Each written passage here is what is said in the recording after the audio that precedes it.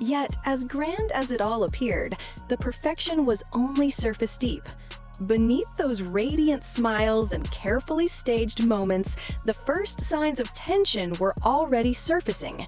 Sources close to the couple whispered that Sanchez had demanded absolute control over every element of the event, from a menu boasting rare caviar and truffles flown in at staggering costs to the entertainment lineup packed with global superstars.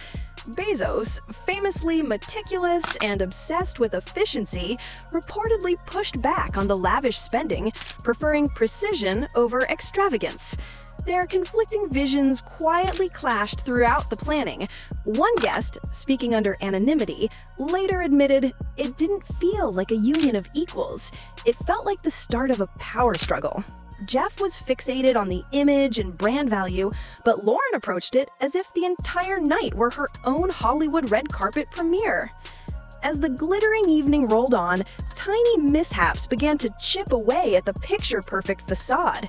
The catering staff unexpectedly ran short on vegan dishes, leaving several high-profile guests annoyed, particularly the celebrity vegans who weren't shy about voicing their displeasure. Technical hiccups followed, causing frustrating delays in the drone light show that was meant to capture breathtaking aerial footage of the celebration. But then came the real turning point, a fiery confrontation between Lauren Sanchez and Kim Kardashian over seating arrangements. Kim, joined by her sisters Kourtney and Khloe, was insulted when she discovered their table had been positioned far from the spotlight near the head table. Voices were raised and tension filled the air. "This feels cheap for a billionaire wedding," Kim allegedly snapped in anger. Sanchez, unwilling to back down, retorted sharply in defense of her carefully curated vision.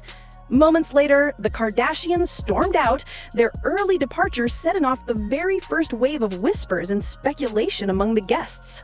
By sunrise, the headlines were already out of control. Tabloids plastered phrases like cheap wine and chaotic planning across their front pages, amplifying the drama for the world to see. Bezos, purportedly furious and embarrassed, withdrew to his luxury yacht to hold a private crisis meeting with his PR advisors. Sanchez, on the other hand, tried to maintain the illusion of perfection, flooding Instagram with glowing stories of the magical night. Yet those who looked closely could see it in her expression. Beneath the carefully posed smiles was fatigue, strain, and a flicker of resentment. The grand wedding that was supposed to cement their union had instead ignited something far darker. This was no fairy tale beginning. It was the opening shot in a looming battle. What secrets was Sanchez keeping behind that radiant smile? And how would Bezos, the man hailed as one of the world's most cunning strategists, counter what was to come? The storm had only just begun. The so-called honeymoon phase? Non-existent. Barely days after the glittering Venetian vows, the backlash came crashing in like a tidal wave. Social media turned into a battlefield, dissecting every last detail of the spectacle. Photos of slightly wilted roses went viral. Guests whispered that the live band butchered popular songs with off-key renditions. And those luxury gift bags, they weren't seen as exclusive mementos of the night, but as thinly veiled Amazon marketing kits stuffed with gadgets. One viral tweet summed up the outrage perfectly. Bezos is worth 250 B, but hands out boxed wine. #Billionaire fail. Then the Kardashians poured gasoline on the fire. Kim Kardashian uploaded a cryptic Instagram story reading, "When excess meets mess, #not impressed." Kourtney followed it with, "Real class can't be bought." Khloe added her own jab. "A wedding should celebrate love, not ego." With their combined reach of hundreds of millions, the sisters' subtle shade amplified the criticism into a global trending storm. Almost overnight, Lauren Sanchez, once celebrated as a glamorous media personality reinventing herself as Bezos' queen, was cast as the villain of the narrative. Reports surfaced accusing her of overspending on absurd extravagances, like hiring a full fleet of vintage Fiats to chauffeur guests through Venice, only for half of the vehicles to stall or break down mid-route. Complaints mounted. Attendees grumbled about waiting hours for shuttles, being crammed into what they mockingly called budget villas, accommodations that might seem luxurious to most, but not to billionaires, and meals that arrived lukewarm or stone cold. The whispers spread quickly. Sanchez had micromanaged every last detail, but instead of orchestrating perfection, she had engineered disaster. An insider later revealed to Page 6, Lauren wanted control, but it backfired. Jeff was livid. His brand is built on efficiency and precision. This wedding made him look careless. For Bezos, who had spent decades cultivating the image of an untouchable titan of order and innovation, the hit was personal. And just like that, the most talked about wedding of the decade transformed into a global punchline. Back in Seattle, Bezos wasted no time shifting into crisis mode. His first move was pure corporate instinct. He commissioned a private audit of every dollar spent on the Venetian extravaganza. The results were staggering. The wedding, originally budgeted at $50 million, had ballooned by another $10 million thanks to unchecked spending. When the numbers landed on his desk, the atmosphere in their sprawling waterfront mansion turned volatile. Heated arguments echoed through the halls. According to one insider, Bezos shouted late one night, "You promised perfection, and instead we got chaos." Sanchez, refusing to back down, snapped back, "I didn't want a corporate event. I wanted something unforgettable." Their romance, once sizzling with forbidden passion, the same affair that had cost Bezos his 25-year marriage to philanthropist Mackenzie Scott, was now under immense strain. The glamorous facade was cracking, exposing two people with conflicting visions, one obsessed with control and efficiency, the other with spectacle and recognition. Then came the rumors that fanned the flames further. Grainy paparazzi photos from the after-party showed Sanchez swaying on the dance floor with a mysterious tech executive. Was it just innocent fun, or the first public hint of betrayal? Bezos, unwilling to leave anything to chance, hired a team of private investigators. What they unearthed wasn't proof of physical infidelity, but something just as damaging: text messages suggesting emotional attachments outside the marriage. At the same time, Sanchez confided in close friends about feeling suffocated, painting Bezos as a man obsessed with oversight, monitoring her social media posts, vetting her circle, and even demanding her confidants sign NDAs. As their private battles spilled into the public arena, the feud with the Kardashians intensified. Kim Kardashian weaponized her SKIMS Instagram account, launching a string of cryptic posts celebrating authentic love and real celebrations. To many, it was a thinly veiled jab at the Bezos-Sanchez fiasco. Sanchez retaliated in an exclusive Vogue interview, dismissing the critics as nothing more than jealous haters. But the damage was irreversible. Investors, already jittery, began to question Bezos' judgment. Amazon's stock slipped by 2%, erasing billions in market value. Analysts whispered darkly on CNBC, "If Jeff can't manage a wedding, how can he possibly manage an empire?" The once perfect fairy tale had become a public relations nightmare, and the cracks were only beginning to show. As the strain deepened, whispers began to circulate. Whispers Bezos was certain came from Sanchez herself. Suddenly, anonymous leaks found their way to TMZ, painting him as controlling and domineering. The timing felt deliberate, like a carefully calculated strike. Was Sanchez quietly waging a war of reputation, framing her husband as a bully to tip the public narrative in her favor? Bezos couldn't ignore the possibility. Their once flashy public outings became chilling displays of distance. At a glittering charity gala, cameras captured the awkward silence between them, barely an exchange of words, only stiff smiles. Even luxury getaways failed to mask the cracks. On a trip to the Maldives, their arguments turned into icy silences, vacations cut short, and friends whispered that dinners at their estate were so tense that the clinking of cutlery drowned out any real conversation. The atmosphere was combustible. Bezos, weary of constant tension and now suspicious of betrayal, began quietly consulting high-powered attorneys. Behind closed doors, he explored options for damage control, or perhaps something more permanent. Sanchez, sharp and intuitive, sensed his maneuvering. In response, she doubled down, surrounding herself with her own advisors, building a shield in anticipation of what might come. The stage was set for a dramatic collision, but no one could predict what would finally trigger the explosion. The answer, as it turned out, was hidden in a single piece of evidence: a secret recording. A recording that would shake the foundation of their marriage and possibly the empire attached to it. Behind the glamour of red carpets and billion-dollar yachts, the Bezos-Sanchez marriage was collapsing faster than a tower of cards caught in a storm. Insiders close to the couple revealed that the seeds of mistrust were sown long before they ever said "I do." Their history was already tainted with scandal. Back in 2018, Bezos and Sanchez's romance ignited while they were both married. The affair rocked the world, costing Bezos a record-breaking $38 billion divorce settlement with Mackenzie Scott, while Sanchez walked away from her husband, Hollywood agent Patrick Weitzel, amid public controversy. Their union had been forged in passion and secrecy, but now that fire was smothered by jealousy and suspicion. Sanchez, now 55, had transformed herself into a modern-day reinvention project. Cosmetic surgeries, intense fitness routines, even a children's book titled The Fly Who Flew to Space. She built a new image, but Bezos, at 61, demanded more than appearances. He wanted control. Friends whispered that he installed advanced security systems in every one of their homes, tracked her flights as if she were a corporate asset, and ran background checks on the people she chose to spend time with.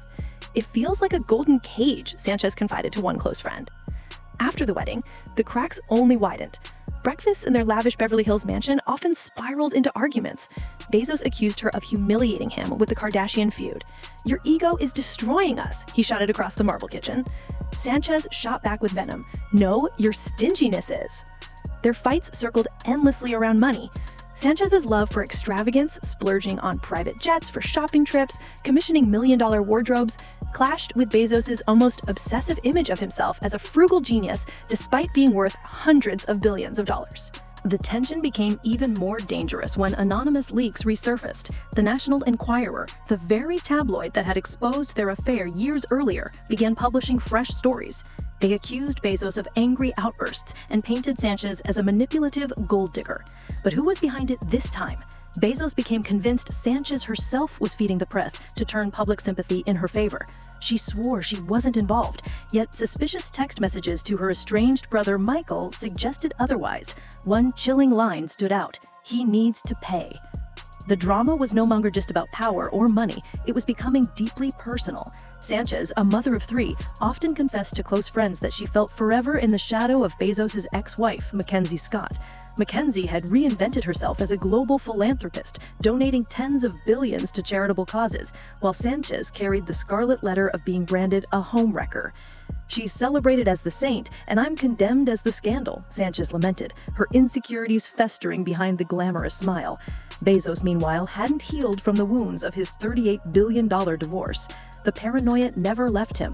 Every interaction, every phone call Sanchez received seemed like a potential betrayal in his eyes. Even their supposedly romantic escape to the Amazon rainforest, a poetic nod to the empire he built, unraveled into chaos. When Sanchez's phone rang with calls from old colleagues, Bezos' temper exploded. Witnesses later recalled how he hurled the device against a wall, shattering it into pieces. The symbolism was clear. Trust in their relationship had broken just as violently. Yet, to the world, they projected harmony. At the July 2025 Met Gala, the pair dazzled photographers with practiced smiles and intertwined hands. But experts studying their body language saw through the performance. The subtle distance between them, the lack of genuine warmth. Social media turned their marriage into a spectator sport. Hashtags like Team Bezos and Team Lauren trended for weeks, dividing the internet. And the Kardashians, never once to sit out drama, stirred the pot further. Kim Kardashian fired off a sharp tweet: "Karma always catches up. Hashtag wedding drama." But the real turning point came not from tabloids or Twitter, but from Bezos' private investigators. Their digging unearthed damning emails. Sanchez had been sharing fragments of Amazon's internal information with a journalist friend. She insisted it wasn't sabotage, merely an outlet for her frustrations. Bezos wasn't buying it. To him, it was the ultimate betrayal. He turned pale with fury, reportedly whispering to his legal team, "This isn't marriage anymore. This is war."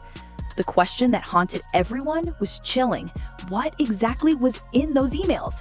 Could they expose vulnerabilities powerful enough to rattle the foundations of Bezos' trillion-dollar empire? The world was stunned awake on August 1st, 2025, when headlines blared that Jeff Bezos had filed a staggering $5 billion lawsuit against his wife of barely a month, Lauren Sanchez. Court documents submitted in Los Angeles Superior Court accused Sanchez of betrayal on multiple fronts: breach of trust, defamation, emotional distress, and even deliberately inflicting harm on the billionaire's reputation. According to the filing, she had not only shared private information, but also conspired with others for financial advantage, turning their whirlwind marriage into a battlefield. The allegations were explosive. Bezos' legal team claimed Sanchez had leaked confidential texts discussing Amazon's upcoming acquisitions and internal deals. Even more shocking, a secretly recorded clip captured her saying, "Jeff's too controlling. He needs a wake-up call." Prosecutors alleged that Sanchez wired $500,000 to offshore accounts tied to collaborators, painting a picture of a calculated scheme. Bezos demanded $5 billion in damages, calling it symbolic of the irreparable harm to his mental health, public image, and legacy. Sanchez, blindsided, fired back with a fiery statement. "This is baseless revenge, nothing more." But the storm was already raging. News networks pounced. CNN ran wall-to-wall specials under the banner From Vows to Vendetta, while Forbes broke down the math. With Sanchez's net worth around $50 million, how could she even begin to fight a $5 billion claim? The case escalated quickly as discovery got underway. Bezos' lawyers subpoenaed her phones, emails, and even flight logs from her helicopter business. Wedding planners testified about her diva demands, while close friends were called to recount private complaints about Bezos. Sanchez didn't sit quietly. She counterfiled, accusing him of emotional manipulation, isolation, and abuse of power. Strap yourself in, because we're about to unpack one of the most sensational celebrity sagas of our time. Picture this. Jeff Bezos, the wealthiest man on the planet and mastermind behind Amazon, sitting on a fortune exceeding $250 billion, stepping into marriage with Lauren Sanchez, the glamorous former television anchor who reinvented herself as a helicopter pilot and media figure. Their relationship had already played out like a modern fairy tale splashed across magazine covers. Secret glances at high-profile events, lavish vacations on yachts, and eventually a glittering engagement that came with a breathtaking diamond ring said to be worth $2.5 billion.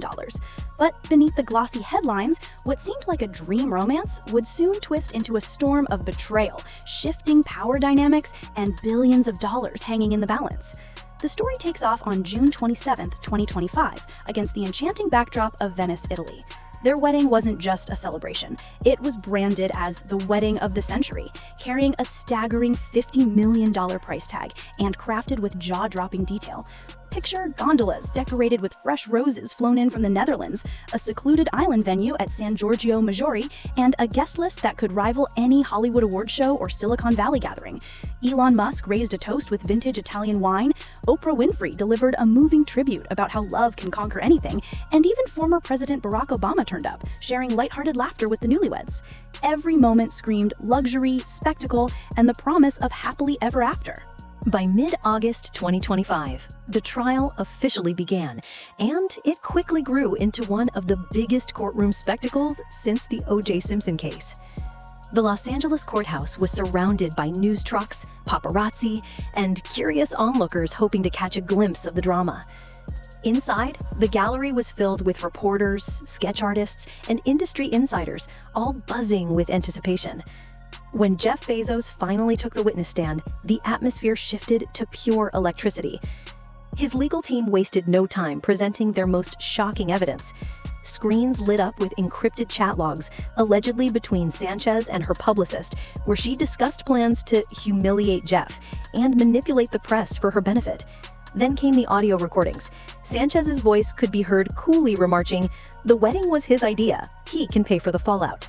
The courtroom gasped. Witnesses added fuel to the fire. One high-profile guest testified that Sanchez had mocked Bezos during the wedding, calling him too nerdy to be taken seriously. Private investigators revealed financial trails showing over $1 million wired to various media contacts shortly before damaging stories about Bezos appeared. Prosecutors framed Sanchez as a schemer, someone who leveraged her new status for book deals, endorsements, and influence, all while chipping away at Bezos' reputation. The tension peaked during Bezos' cross-examination. Sanchez's attorney, aggressive and unrelenting, accused him of using his fortune for payback. "This is about your ego, isn't it, Mr. Bezos?" The billionaire, visibly composed but with a crack in his voice, answered firmly, "This isn't revenge. It's justice. I gave her everything, and she broke that trust." At one point, he choked back tears, describing how betrayal felt more painful than any business failure he'd ever endured. The defense tried to flip the narrative, painting Bezos as controlling and paranoid, a man who suffocated his wife until she had no choice but to push back. Yet just as momentum seemed to shift, another leak hit the media, a video of Sanchez partying with friends only days after the wedding, looking carefree and unapologetic. The clip spread across social platforms within hours, and speculation grew. Was this leaked to discredit her, or had it been genuine footage from her circle? Whispers in the gallery suggested the jury was beginning to lean toward Bezos, but the trial was far from over. All eyes now turned to Lauren Sanchez herself. Her testimony was approaching, and everyone knew it could completely alter the course of the case. Would she confess, collapse under pressure, or turn the tables with a revelation no one saw coming? Lauren Sanchez took the witness stand, poised yet visibly uneasy. Prosecutors wasted no time presenting damning recordings of her speaking about confidential leaks. "Why would you betray him?" they pressed. Overcome with emotion, Sanchez broke down, confessing that she'd felt wounded and cornered. She acknowledged passing on sensitive information, but insisted there was no ill intent, claiming it was simply her way of coping, almost like therapy. But under cross-examination, her defense began to collapse. Investigators highlighted suspicious financial transfers, nearly $2 million funneled to so-called friends. Was this money used to fund sabotage, they asked pointedly. Sanchez pushed back, insisting no, they were only gifts. Yet the jury wasn't convinced. Her emotional pleas carried little weight compared to the overwhelming trail of evidence. Then came a shocking twist. Sanchez accused Jeff Bezos of controlling and abusive behavior, declaring through tears, "He dictated every part of my life." The courtroom gasped, but when transcripts revealed her own calculated schemes, her credibility crumbled instantly. Whatever sympathy she hoped to gain evaporated instantly. Broken and humiliated, Sanchez stepped down from the stand in defeat. At that moment, the outcome of the trial was all but certain. After 2 tense days of deliberation, the jury finally delivered its decision, and it was a crushing blow for Lauren Sanchez. The verdict came down in Jeff Bezos' favor, awarding him an astonishing $5 billion. The courtroom erupted with gasps and whispers as the number echoed through the chamber. Bezos, visibly relieved and vindicated, embraced his legal team in triumph. Across the room, Sanchez sat frozen in disbelief, her face pale as the reality of looming bankruptcy set in.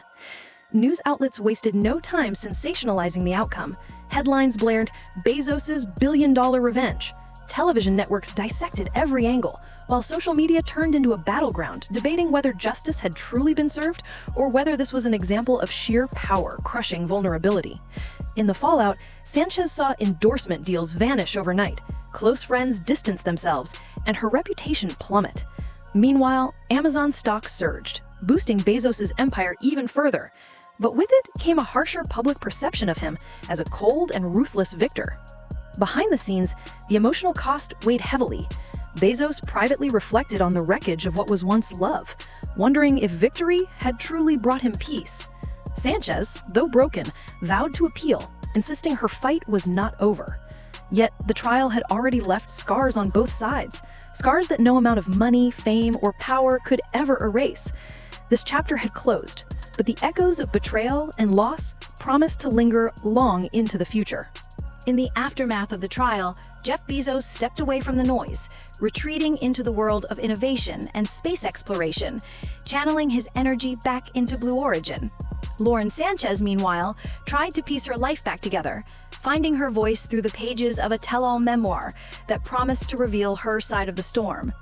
As the dust settled, a larger question lingered in the public's mind. Does unimaginable wealth truly bring lasting happiness? Their saga became a cautionary tale for the modern age. It reminded the world that fame is fragile, and betrayal, when magnified under the harsh glare of the spotlight, can destroy reputations overnight. Bezos may have walked away with billions more to his name, but what he gained in fortune came at the cost of his inner peace. In the end, the story wasn't about victory or defeat. It was about the heavy price of power, love, and betrayal.